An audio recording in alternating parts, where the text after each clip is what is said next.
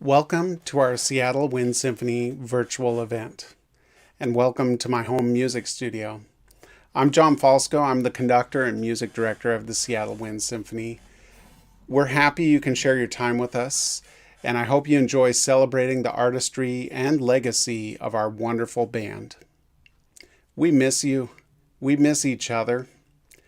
COVID has taken away the possibility of meeting for rehearsals, and it's taken away the ability for us to give public concerts. But let this virtual event be an optimistic reminder that we're ready and we're eager to get back to our main purpose, making fantastic music for you. Tonight you'll hear some great example of our band's talents and artistry, recorded chamber music performances, archived concert footage, and you'll also get to know some of the people that make up our beautiful band. As you enjoy this virtual showcase, please consider donating to our organization. Throughout this event, you'll get reminders of where and how you can donate. It's really very simple. Go to our website, seattlewindsymphony.org, and click on the bright green Donate Now button. We're really happy you've chosen to share your time with us. Please make a contribution to our band and enjoy the festivities. Have a great time, and I'll see you throughout our event. As a high school band director in this area for decades, having the Seattle Wind Symphony come to this community 10 years ago was a game changer for us music educators and for the community of people that love this kind of music. What's been really neat is we always have had access to recordings for our students to listen to when we want them to understand what to listen for discernment and for good quality things to listen to. They can download things, they can go online, but the opportunity to have right in our own backyard the Seattle Wind Symphony that's full of people who the musicianship of course is exemplary, but what's so exciting is that those musicians are people who are doing other things in their lives as well. They are modeling for our students what we want for our students, to be lifelong musicians. So when my students or anybody else goes to those concerts, they see high quality music, they feel so good because of just the sheer joy that the musicians are having and the fun that they are having, and they get to see what that's all about. It's so much more than just listening to the concerts. It's the whole atmosphere that's created through these live performances. It's something that draws our communities together, and it's a great experience, I know, for the players in it, and it gets my husband out of the house once a week because he's been in the group for the last 10 years. There are so many benefits to this group, but it's such a gem here in our community, and I know that this last year, if we didn't appreciate it before, we do so much more now that we've had a year of not being able to make music with other people. I think it's shown us how critical it is for us to have that opportunity to co-create with others, to express ourselves, to be surrounded by beauty. And so as the musicians are putting together things under unusual circumstances, and I've taught a year of online band, I know these circumstances for musicians are bizarre, but the music still continues. There's something about music that we can't keep inside of us. And what the musicians have pulled together tonight is like rising up from the ashes saying, yeah, it's tough, this is hard, but it must survive. The music represents what we are going through, what we've been through, and it gives us hope for the future. So the Seattle Wind Symphony has just been a big part of the community itself and the musicians within. And even those that just appreciate good music on a Sunday afternoon. It's just been fabulous. As a trumpet player, I've grown up playing a ton of brass music. When I was young, I idolized brass groups like the Canadian Brass, the Philip Jones Brass Ensemble, and the Empire Brass. It's because of groups like those that brass quintets have actually become a common and adored ensemble in chamber music around the world, not just for me. Today, members from our Seattle Wind Symphony brass sections will be playing a really fantastic work. It's a romantic piece by Russian composer Victor Ewald. Here's the first movement from his Quintet No. 2 in E-flat major.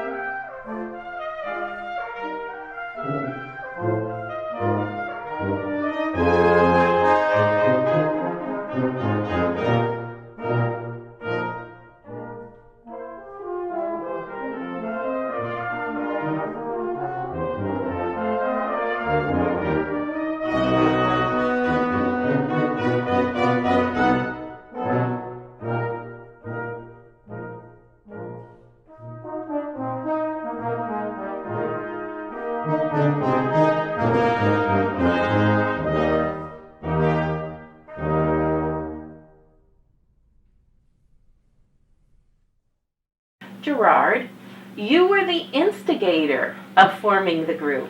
What was it like getting the group started? I often get asked about how did Seattle Wind Symphony get going. And it's kind of an interesting story. I started playing with the Tacoma Concert Band, and then I took an access class over at the University of Washington. Those are allowed for seniors, and it happened to be a band class. And I thought back on that experience with the Tacoma Concert Band and the Access Band at the U of W, and I said to myself, it would be really nice if Seattle had a real high quality wind symphony. Well, at the time I was playing with a little gimmick band, a circus type band, and there were 3 or 4 people in there that I was pretty close to. So I asked them about the idea of starting up a Seattle Wind ensemble of some sort. I didn't know what. And they both looked at me and said, "What are you talking about? We haven't done anything like that. Have you ever done anything like that?" No, I haven't done anything, but they liked the idea anyway. They gave me enough encouragement that I said, well, I think I'll take a swing at this and see what happens. So I talked to Tim Salzman over at the U, Steve Morrison at the U, and I remember one of the other of them said, you know, if you can put an organization together that will attract somebody like Danny Helseth, he said, you will have a good organization that will have legs and will make it for a long time. So that was kind of one of the main things that was going through my head. Can we do that? Yeah, right? yeah. Based on that, I said, okay, I'm going to pursue this. I had then what I call a chicken and egg problem.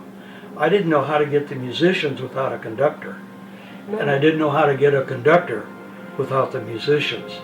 So I scratched my head a little bit, and I talked to Bianco up to Western Washington University, and he encouraged me. He said it was a good idea, and he said, why don't you give Larry Gukin a call? I didn't know Larry from Adam.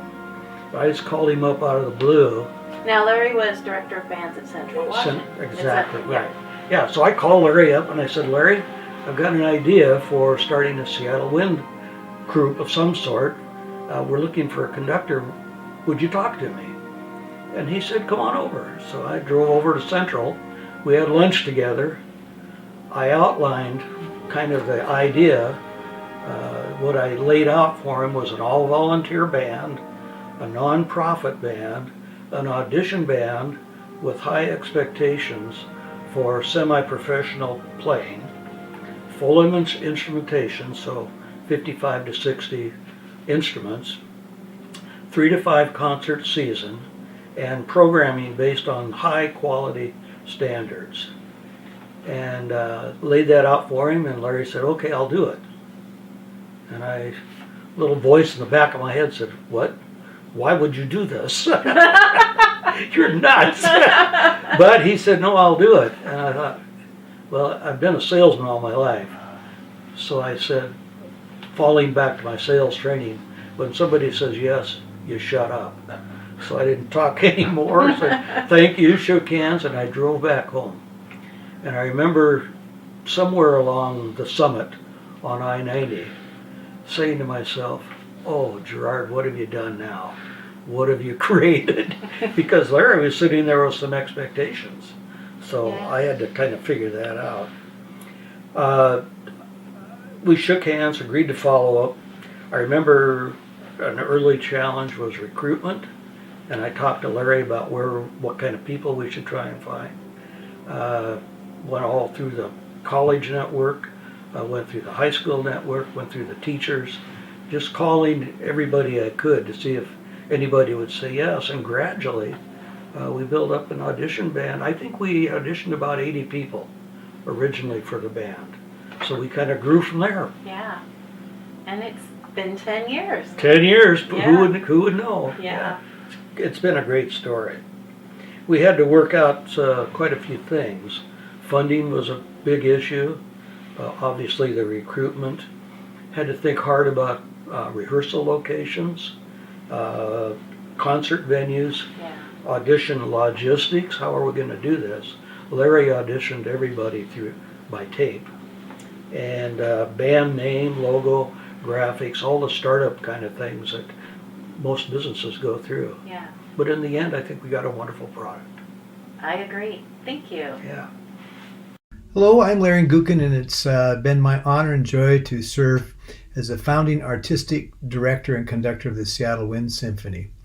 I was conductor for 4 seasons, followed by Wayne Bailey and the current director, John Falsco. In 2011, I met with Gerard Kern, and we discussed the possibility of starting a high-quality wind ensemble in the Seattle area. This was certainly his brainchild. And after discussing what kind of ensemble, we used the model of the Dallas Wind Symphony as our organization we'd like to emulate, which meant auditioning each and every member of the ensemble and selecting the best literature. And one of the most enjoyable collaborations was with Maestro Gerard Schwartz. We did the second performance of his Above and Beyond, which he had written for the outstanding, maybe in my mind, the finest band on the planet, the Marine Band, and he was also involved with some of you may know the orchestra, the All-Star Orchestra, and he had just flown back from a rehearsal with the All-Star Orchestra in New York City. Came in on that Sunday morning, did a rehearsal with us, run through on Above and Beyond. He left the finest musicians on the planet, came to Meany Hall and did a performance with us, and it was really quite a spectacular event. I really enjoyed that for sure. Also, the soloists we had with the group, Frank Kowalski, with great clarinetist, Sean Osborne. We had a guest conductor, Keith Bryan, come in, and a lot of just really fine soloists. I think it would be appropriate at this point to salute all of the artists and musicians in the greater Seattle area on how they're dealing with the pandemic. The public school teachers are working extra hard to get music back in the curriculum. We have private teachers trying to keep going. We have our professional musicians, the Seattle Symphony, the Seattle Opera, the Pacific Northwest Ballet. All of the artists are who make a living performing for audiences, and we need to salute them on and wish them the very best. This is all going to end sooner we hope than later, and they'll be back at it. And some of the virtual things that are going on now are really quite phenomenal. Everyone trying to make it, and that's what this concert coming up now with the Seattle Wind Symphony is kind of a virtual production also. And I'd like to leave you with just a couple thoughts. The paramount purpose of music is to share emotions and feelings, and we often forget that. We get so hung up with the technical aspects of music making that we don't really make that connection, and it has to be live music to do that. We need an audience. The performers need an audience.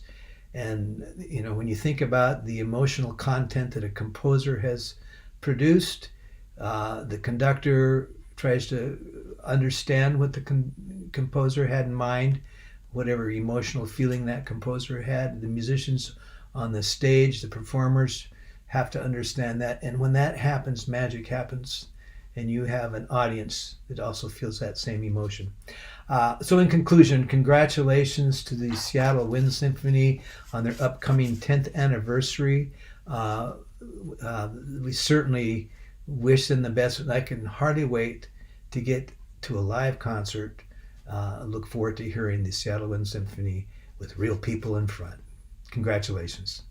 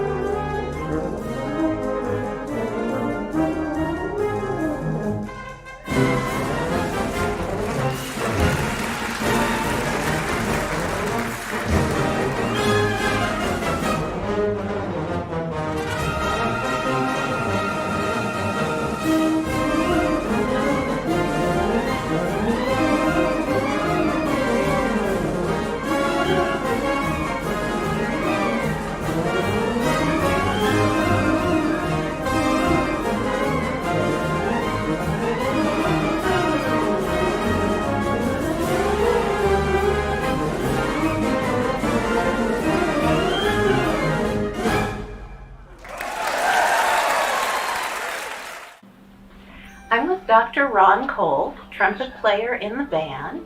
Ron, when did you start with the band? I started right at the beginning. Before the first rehearsal, I received a call from Gerard Kern about auditioning for the band because someone had left the trumpet section before the first rehearsal, and I'm grateful to that person for having done that. I recorded a short audition and was accepted into the band. Wow, that's great. And that's actually how most people get accepted into the band. They have to do an audition. Right. So over 10 years, we've played a ton of pieces. Do you have some favorites? And if so, can you tell us about them? I do. It's hard to narrow it down to two, but I'll give it a shot. From our first concert, Frank Ticelli's Sanctuary, which is just a gorgeous piece with wonderful sonorities, and also from later on, William Barry's In the Beginning, which is a very jazz-oriented piece and has lots of groove and improvisation.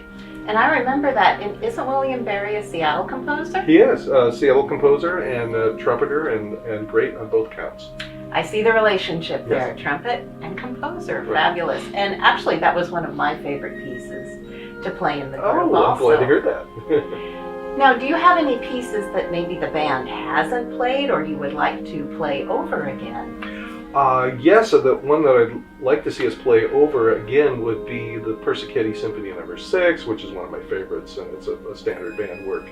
And it's just, again, got wonderful sonorities and pointillistic ambiance. You know, it's a wonderful piece. And but I'd also like to see us achieve some original works for the Wind Symphony, maybe by commission or just by volunteers, you know. So I'd like to see original works for our particular group. Excellent. So what projects do you have coming up in the future? Well, thank you for asking. I have a jazz record that I would like to produce by this summer, hopefully. And I'm quite excited about that. Wow, that does sound exciting. Any chance to arrange one of those pieces for the Seattle Wind Ensemble or the Wind Symphony and have you as a soloist, perhaps? Well, I would be honored, and I'd love to talk to Dr. Falsco about that and all involved. That would be fantastic. Excellent. What would you tell our audience today about the Seattle Wind Symphony, about this fundraising event? Well, it is definitely a worthy cause, and it's very easy to donate. You can go to the website seattlewindsymphony.org/donate. That's seattlewindsymphony.org/donate, and you can make a very quick, very easy donation. Thank you. Thank you.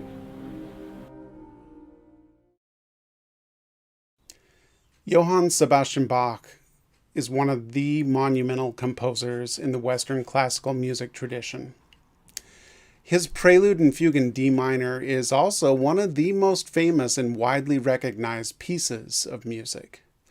Although many people recognize it from the Phantom of the Opera, the old silent movie, it was originally composed for pipe organ.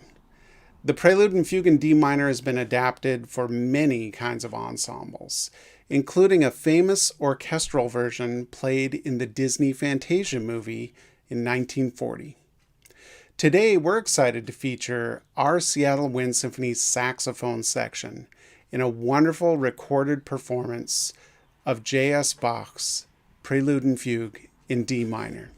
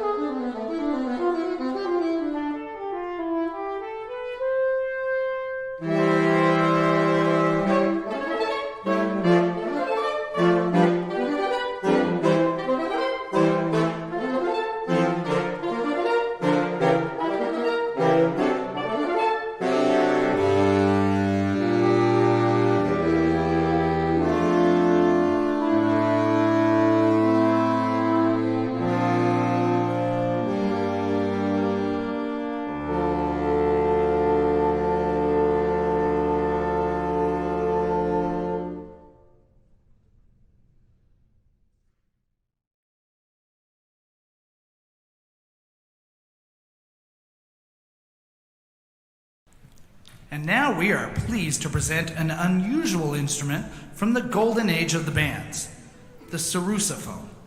Patented in 1856, the Sarrusophone is a brass wind instrument with a fingering system similar to a saxophone and a double reed like a bassoon.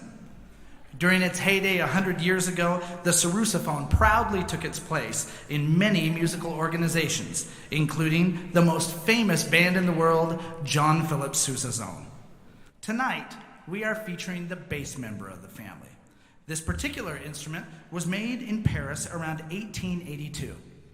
Our soloist tonight, Michel Jolivet, is unquestionably the world's finest sarrusophonist. Yeah, you guessed it.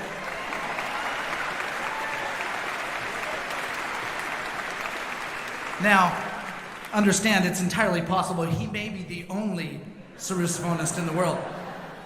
We are confident to say... Hi, I'm Michel Jolivet, and I play bassoon, contrabassoon, and sarrusophone with the Seattle Wind Symphony. Today, I'm going to give a little introduction on the sarrusophone family.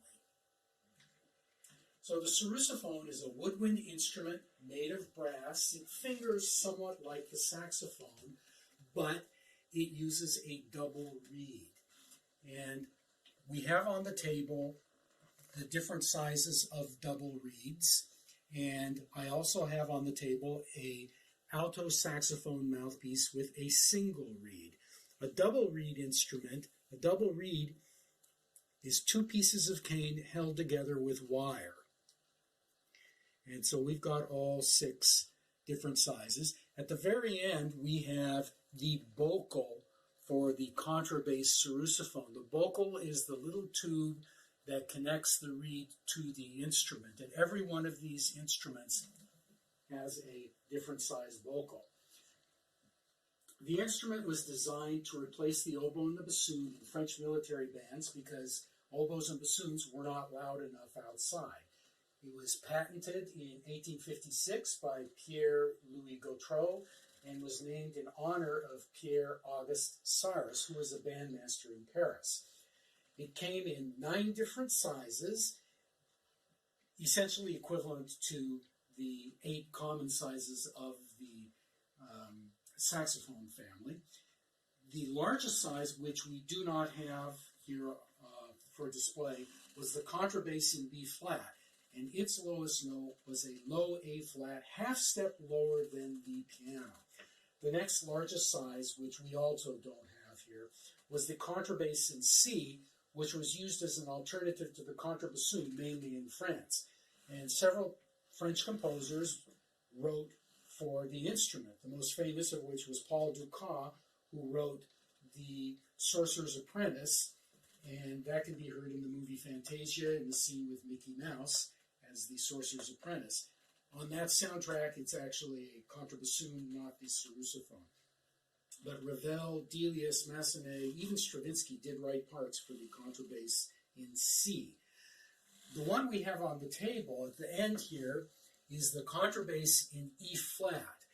This instrument was built by Cohen about 1918. They had a contract with the U.S. military to build instruments for their military band during World War I. And that's the instrument that is most commonly used today. Percy Grainger wrote several parts for the contrabass sarrusophone, and as a matter of fact, he played the sarrusophone himself and stated on more than one occasion that he believed all wind bands should have a sarrusophone section. The E-flat contrabass sarrusophone can be heard on a piece called Mandy, Make Up Your Mind, played by Sidney Bechet with Louis Armstrong. The next one on the table is the bass in B-flat. This instrument was built about 1880 by the Tribert Company. And there you can see the engraving on the bell. And here we've got the keys, the key work. Very similar to the saxophone. The next one on the table is a baritone in E-flat made by Buffet, about 1900. Once again, the key work is very similar to the saxophone. The next one on the table is also made by Buffet, about 1900. It is a matched instrument with the baritone, and I actually have the original double case that holds both of these instruments.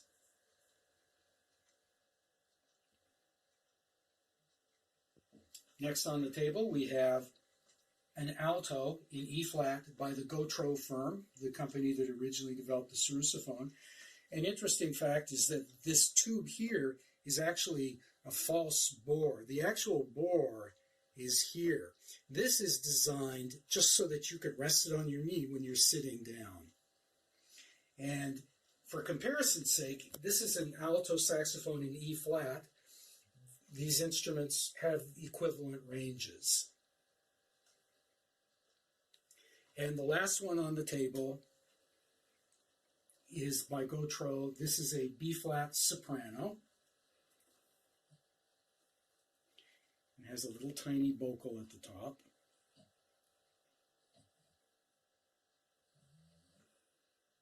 Once again, these are all were designed for band, and every one of these was used for marching. So that's our introduction to the Sarrusophone family. If anyone out there has a Sarrusophone that they'd like to sell, please let me know.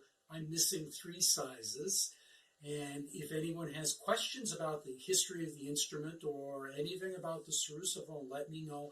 I'd love to talk to you about the Sarrusophone. Thank you. We are confident to say that tonight's performance is the world premiere of a Sarrusophone soloist with band. Tonight is truly history in the making.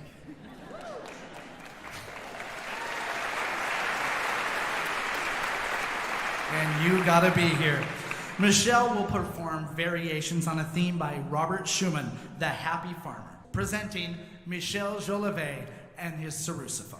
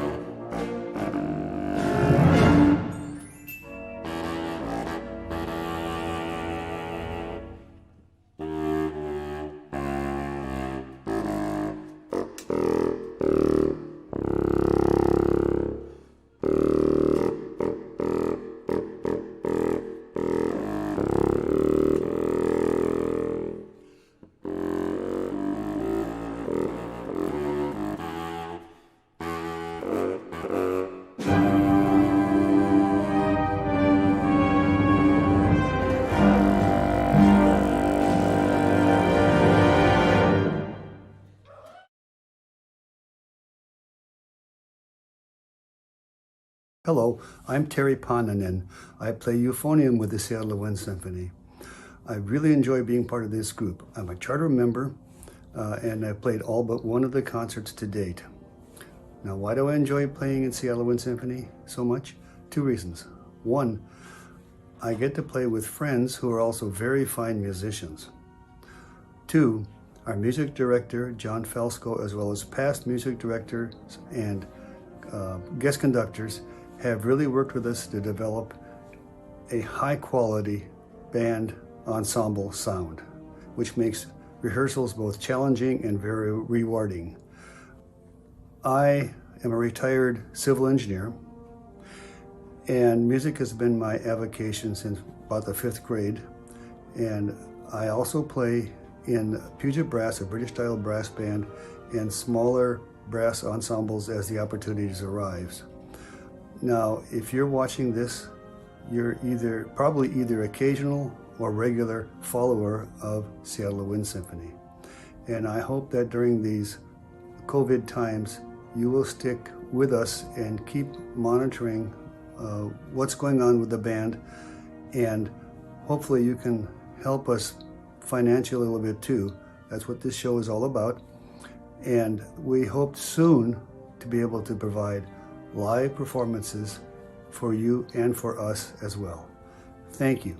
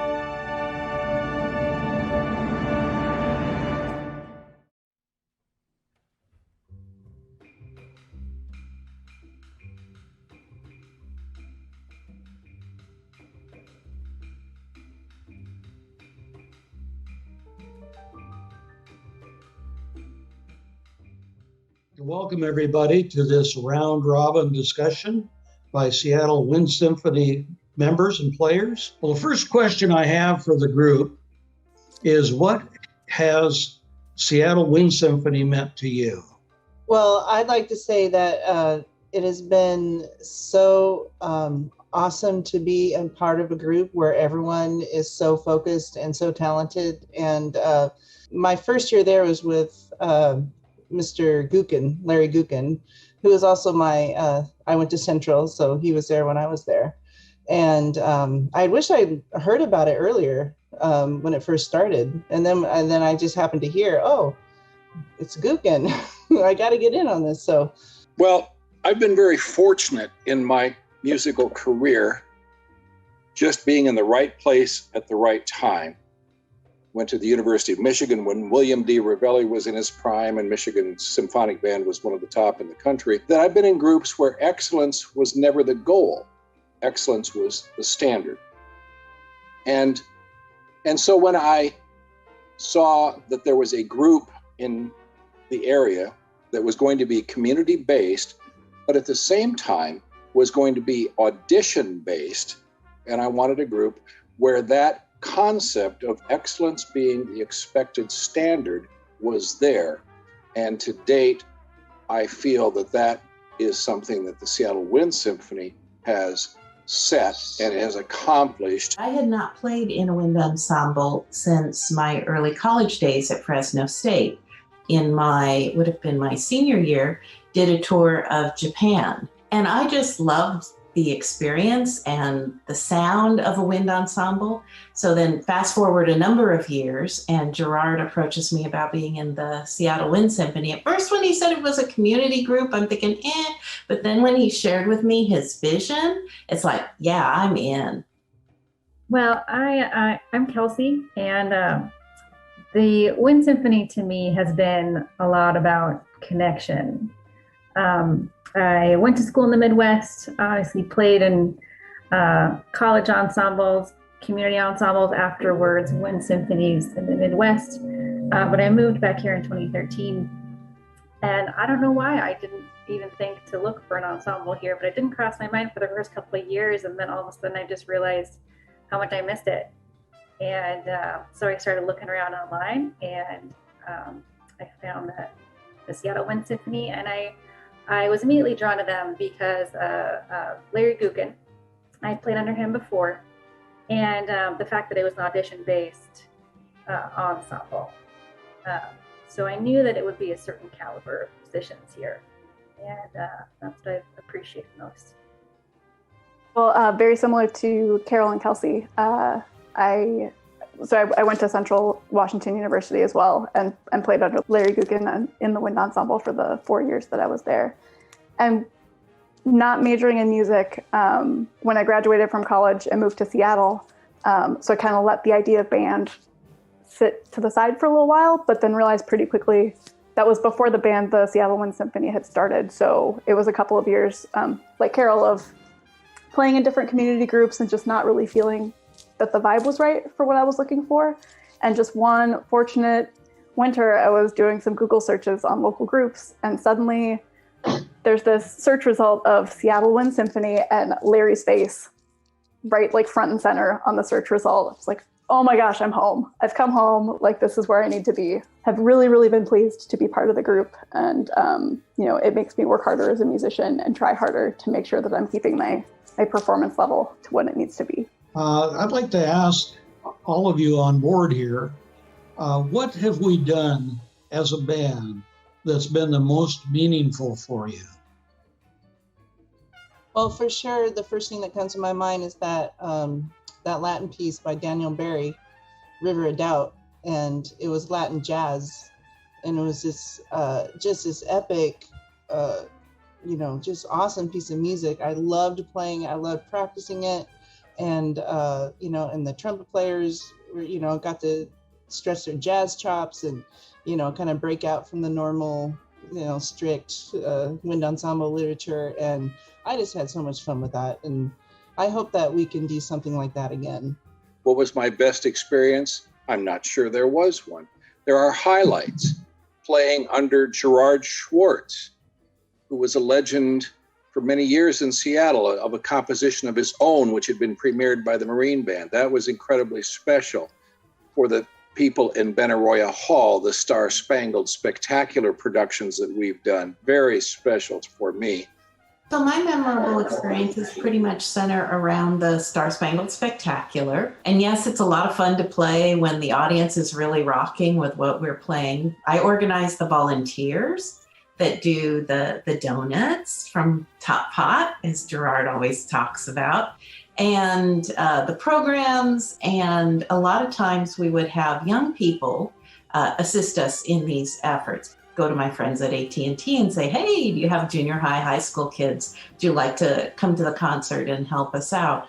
And this really worked well for me because I got to see some of the families that I don't see at work, because I'd never see the kids at work.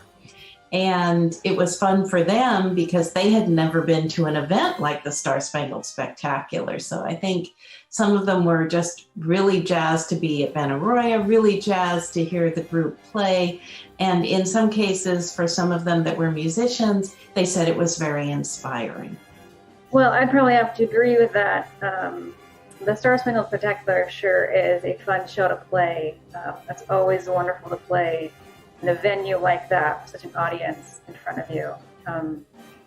I really appreciate that we take the time to really remember our veterans. I think that's very important, and I think that gets done very well at the Star Spangled Spectacular concerts. I always appreciate seeing them all stand up, when we play their anthems. I think that's very special. Another memory I have is actually when we, on a different year, we're auditioning our directors. Wayne Bailey was one of those directors who came in for a few rehearsals with us. And on his very first rehearsal with us, he knew everyone's name. And I just couldn't believe it. I was so impressed with the work that he had put in beforehand, even before the first rehearsal. I just was amazed by that. Those are some of my favorite memories. Well, certainly playing Benaroya is a pretty phenomenal experience, especially when being in the back and watching as the excitement from backstage as you watch, oh, look at all the people out in the lobby. Oh, that's cool. Oh, wow, they're coming in now. Like, you can see how much of the theater is filled up in the first floor. Oh my goodness, they've opened the first tier. Oh my goodness, they've opened the second tier. Are they going to open the third tier? Yes, there it is. Like, just having the energy of that many people coming together for the community experience together. And then getting to perform music for them that we work so hard for. That's, my chops are never quite the same at the end of that run, though, especially when we made the transition down to like the compressed, 3 nights of rehearsal back to back, and then the performance. Like, I need to go on a vacation now. Like, I'm completely beat. It is all over. But yeah, and I can just feel my mouth hurting just thinking of it. Clarinet parts. Yeah. And the first and second is in the stratosphere. Absolutely. Workout.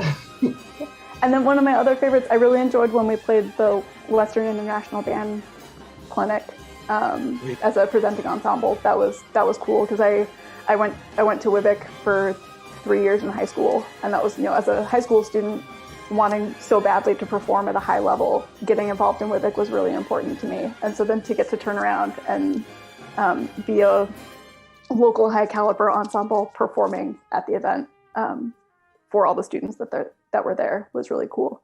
And then also I think we've done 2 or 3 high school soloist competitions and gotten to feature high school students at some of our performances. And that's, again, a really cool way to feel like we're giving back to the community and engaging with young people and reminding them that, like, yeah, we're not paid musicians. None of us consider ourselves professional, but we perform really highly and like we're having fun doing it. And so like keep, just inspiring other kids to keep playing music, no matter what their career aspirations are or whatever, just to keep that real in their lives. A large part of the band is made up with music educators. Maybe if you teachers would spend just a minute and tell us a little bit about the last 13 months in the classroom or not and online. and what that experience has been like for you. Well, that would be me. I teach kindergarten through 5th grade general music. Kindergarten class, there's 20 kids, all on Zoom, kindergartners. Some of them are still laying in bed. Some of them have their hair like all like this. Some of them are like, they have their cameras and they're running around their house. Oh, can I show you my dog? And they're just running around. I'm like, I don't think your parents want me to see everything in your house. We're gonna sing a song, but everyone mute, because if we don't do that, we're all gonna get confused, and we can't sing together. So I'm gonna sing, but I want to see your mouths moving. I want to know that you're singing. And then I used to do a lot of drumming. Can't do drums because I start hitting the drum and it starts cutting out. I'm like, okay, guys, I know you don't have drums, but why don't you just hit your table? We could just do some rhythms on the table. We can't hear you. And then they all unmute at once and just start talking at once. And so one thing that I've discovered is the lifesaver is the mute all button. That is golden. I feel like a first-year teacher again, because everything I normally do, singing, dancing, instruments, xylophones, ukuleles, everything I usually do, and I'm usually, having up and moving and dancing, and it's just like, oh, all that's out. Now you got to come up with a whole new ball game, and it's been hard. Anybody have any real surprises that have come to them as a result of being in Seattle Wind Symphony? Things that you wouldn't have even thought about previous to the SWS experience. Well, the first Star Spangled Spectacular, that was a surprise to me. I didn't expect, it to be, sold out, packed to the rafters. So that was a nice surprise. I'll throw out mine. I absolutely got goosebumps in Benaroya Hall when we did 1812 with the choir. That was absolutely astounding to me.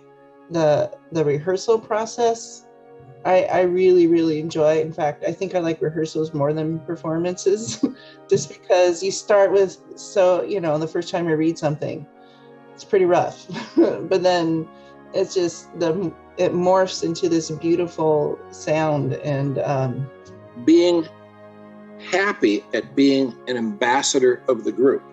I don't hesitate to tell people about the Seattle Wind Symphony, to tell people about the concerts, to encourage people to come. They will be satisfied and they will walk out thinking that was a good decision on their part.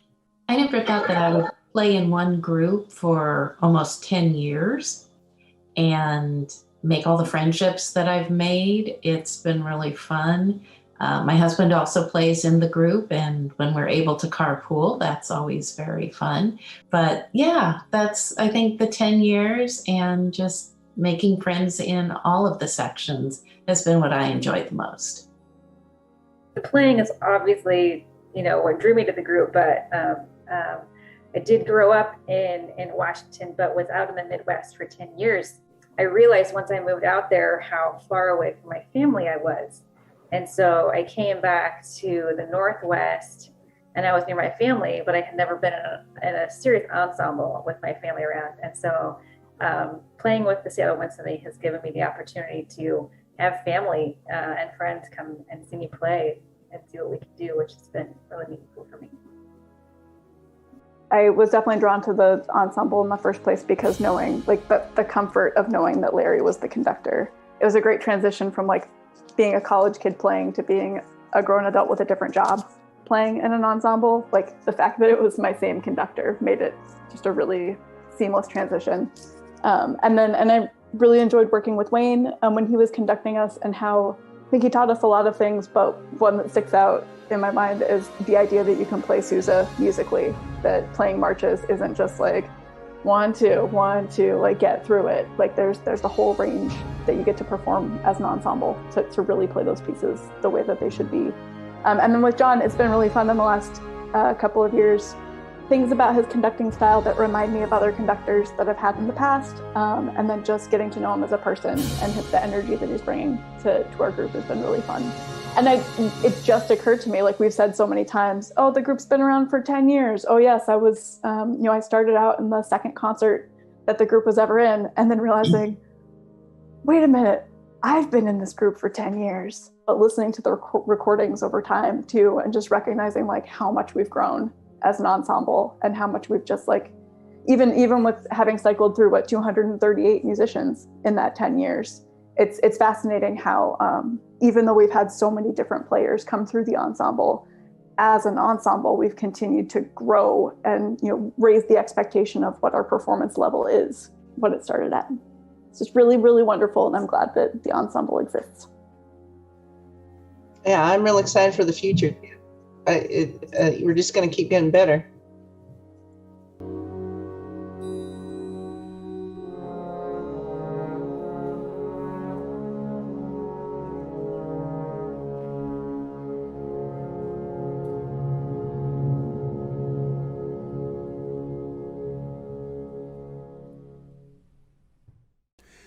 Similar to the violin section in an orchestra, the largest and one of the most important instrument sections in a modern wind band are the clarinets. I love clarinets. My dad played clarinet, and my wife, Cindy Renander, is a clarinetist. And I grew up listening to tons of jazz and big band music, including Benny Goodman. Today, members of the Seattle Wind Symphony Clarinet section are going to perform two selections for you.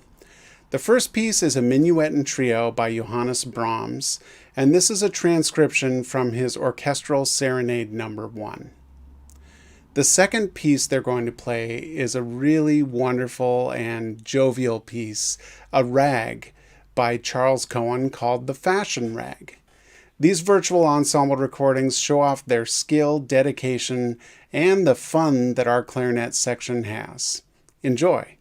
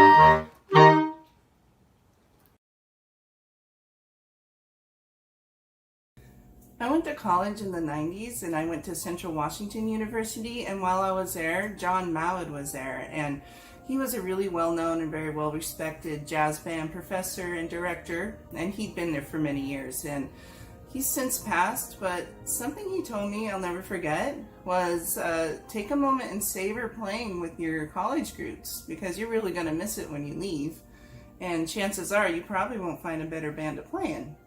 Well, after graduating, that sort of rang true. I tried many different community bands, just wasn't really quite satisfied with it. And then in 2014, I joined the Seattle Wind Symphony, and from the very first rehearsal, I was so impressed with the talent and the professionalism, and I just couldn't help but to get better. In fact, it forced me to get better, so I wouldn't embarrass myself.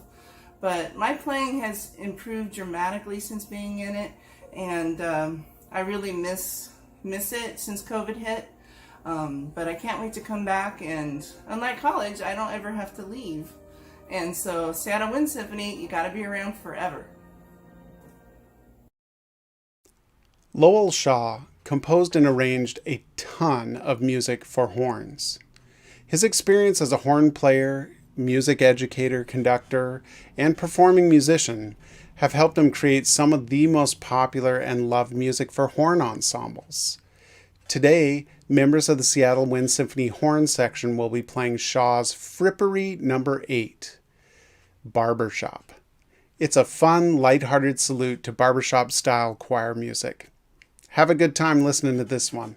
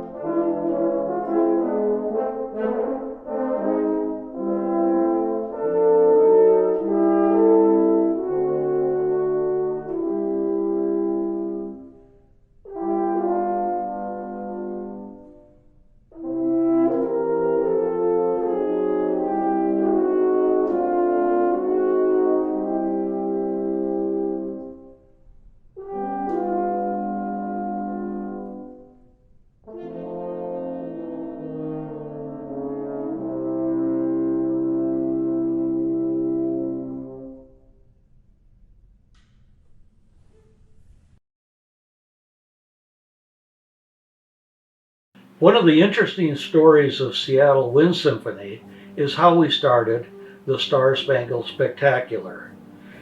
One of the band members, Eric Brewster, and I went down to see a free concert by the Air Force Band at Benaroya Hall. And I was absolutely taken aback with the crowd. It was a full house, and the quality of the presentation. I said to myself, you know, Seattle Wind Symphony can play just about as well as this. Enough to the point that 98% of the people in here really wouldn't know the difference between what we're doing and what they're doing. And I said to myself, could we possibly pull off a free concert at Benaroya Hall? I made an appointment with Troy Skubitz, who was the general house manager, asked him to explain to me how the Air Force pulled it off. And I told him what I'd like to do, what my thoughts were. And he said, you know, Gerard, I like what you're doing. He said, we have kind of a pocket unpublished rate for education. He said, we could give you a special deal and hopefully get you kickstarted that way. I did the math in my head and said, if we could get 1,500 people to show up, the hall holds 2,300, by the way. But if we could get 1,500 people to show up and convince them to donate $10 a piece, $15,000, the show's covered. And the more I thought about the math, the more I thought we could do it. I did approach Kennelly Keys Music about underwriting the concert, and Billy said he would do that. And that kind of guaranteed us against any real significant loss. As it turned out, the donations did not quite cover the cost of the hall and the concert, but Kennelly did help us with the printing, and the concert ended up costing us a little bit, but nothing significant. We were advantaged by more people than we thought actually showing out for the concert. We added later, after our second year, we added the choir. Linda Gingrich jumped on board as a volunteer conductor at that point, and the concert has gone on now for 6 years. I think we're going into our 7th season of the Star-Spangled Spectacular. We hope to see you next summer for that event at Benaroya Hall. When Gerard approached me in early 2015, I think it was, with the idea of me forming a choir to sing a couple of numbers with the Wind Symphony as part of their Star-Spangled Spectacular, I had no idea if such a thing would work. We would need at least 60 singers in order to balance the band. But would singers turn out to sing under a conductor whom they probably would not know? And for an organization they also probably did not know. Plus, the concert would take place during the summer holiday season, which would limit the pool of available singers and the time commitment that was necessary. And because of that, the music would need to be learnable and yet lively and attractive at the same time. It was a tall order. So we came up with a plan. Just 2 rehearsals for the choir, and the singers would commit to showing up for the very first rehearsal with their music learned.